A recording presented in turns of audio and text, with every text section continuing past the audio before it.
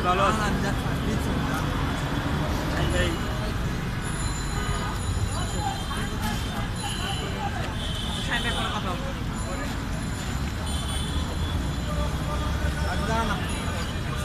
আচ্ছা আমি বলি দাঁড়ান।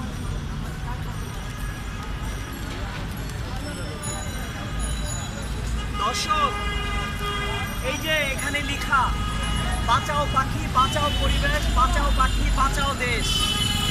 পাখির সাথে পুকুর জড়িত, পাখির সাথে নদী জড়িত, পাখির সাথে হাওর জড়িত, পাখির সাথে নদী জড়িত, পাখির সাথে জলাশয় জড়িত, জঙ্গল জড়িত। আর বন জঙ্গল যদি দেশে থাকে তাহলে প্রাণী জগৎ দেশে থাকবে, আর প্রাণী জগৎ যখন দেশে থাকবে মানুষ সুস্থভাবে বেঁচে থাকবে। সুতরাং এই আন্দোলনটা কিন্তু পরিবেশবাদী আন্দোলন। এটা আওয়ামী লীগ, বিএনপি, জাতীয় পার্টি, জামাতের আন্দোলন না, এটি কোনো রাজনৈতিক আন্দোলন না, এটি একটি সামাজিক আন্দোলন। কারণ পাখি থাকার জন্য জঙ্গল দরকার, আর জঙ্গল যদি থাকতে হয় তাহলে আমার পরিবেশ সঠিক থাকতে হবে, সুস্থ থাকতে হবে, সুন্দর থাকতে হবে, তাহলেই পাখি ওখানে থাকবে। সুতরাং পাখির বসবাস নিশ্চিত করা মানে, নিরাপদ করা মানে মানুষের বসবাস নিরাপদ করা। এই অভিনব আন্দোলন নিয়ে এই সাইফুল্লাহ নবীন উনি প্রেস ক্লাবের সামনে এসেছেন।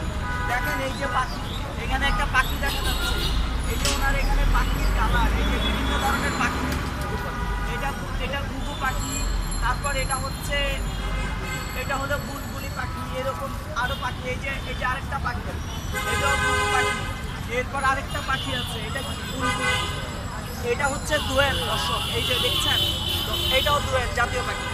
সো এই পাখিগুলো আমাদের পরিবেশ থেকে হারিয়ে যাচ্ছে। তার মানে কি, মানুষের জীবন বিপন্ন হচ্ছে। জীবীর জীবন যেখানে বিপন্ন হয় সেখানেই আসলে পরিবেশ বিপন্ন হয়, সেখানে মানুষের জীবনও বিপন্ন হয়।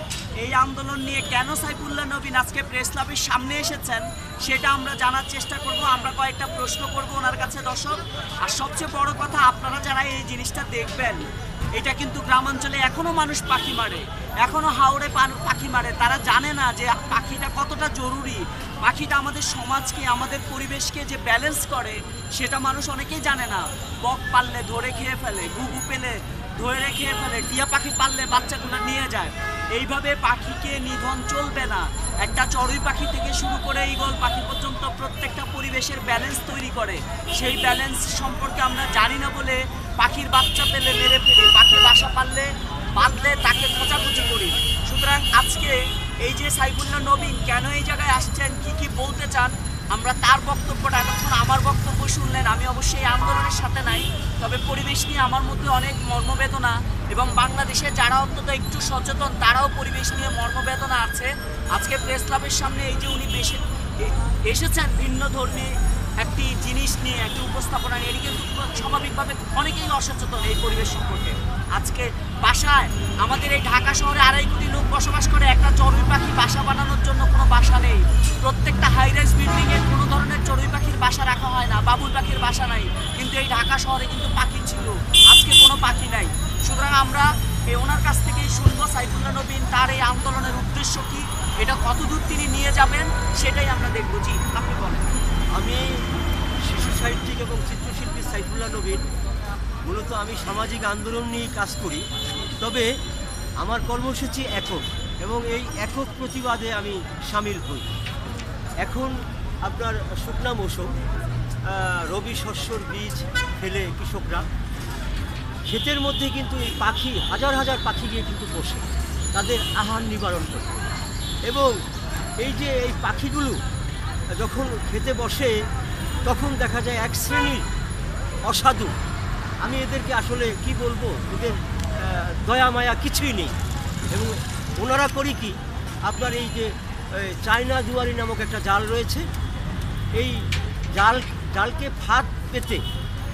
জালের ফাঁদ পেতে তারা আপনার এই পাখিগুলোকে নিধন করে, এবং জালের ভিতরে কিছু আপনার খাবার দিয়ে দেয়। তখন পাখিগুলো ভিতরে ঢোকে, আটকা পড়ে যায়। পাখি তো কিছুই বোঝে না, মানুষ বোঝে যে ফাঁক কোথায় আছে, ওখান দিয়ে বেরোবে। পাখি তো কিছু বোঝে না, কিন্তু ওরা আটকা পড়ে। তখন এই কবুতরগুলোকে তারা খেয়ে ফেলে, জবাই করে, এবং অন্যান্য পাখিদেরকে হত্যা করে। এবং দেখা যায় অতিথি পাখি আসে আমাদের দেশে অনেক, এই শীতকালে আসে, তখন ওই অতিথি পাখিদেরকেও কিন্তু তারা আপনার বন্দুক দিয়ে গুলি করে তারা মেরে ফেলে, আহত করে তারা কিন্তু জবাই করে খায়। আমাদের দেশে এই যে পরিবেশ মন্ত্রণালয় রয়েছে তারা একটু সচেতন হওয়া জরুরি। আমার মতো সচেতন সবাইকেই হতে হবে। আপনারা পাখি মারবেন না, পাখি হত্যা আপনার পরিবেশ বান্ধব নয়। পাখি আপনাদের বাঁচাতে হবে আমাদের দেশে।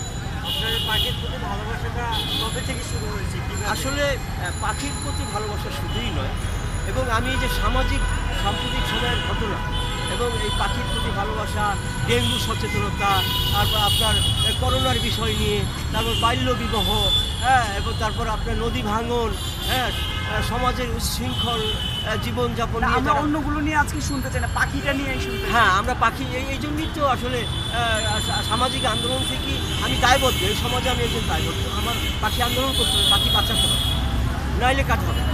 কারণ আমি অনেকে তো আবার আদর করে পাখি পালে। কিন্তু পাখি পালে সেটাকে আসলে উন্মুক্ত করে পালাই ভালো। আপনার পাখি যদি পোষ মানে তারপরে উন্মুক্ত করে পালেন। পাখিকে কিন্তু খাঁচায় বন্দি করা আসলে ভালো না।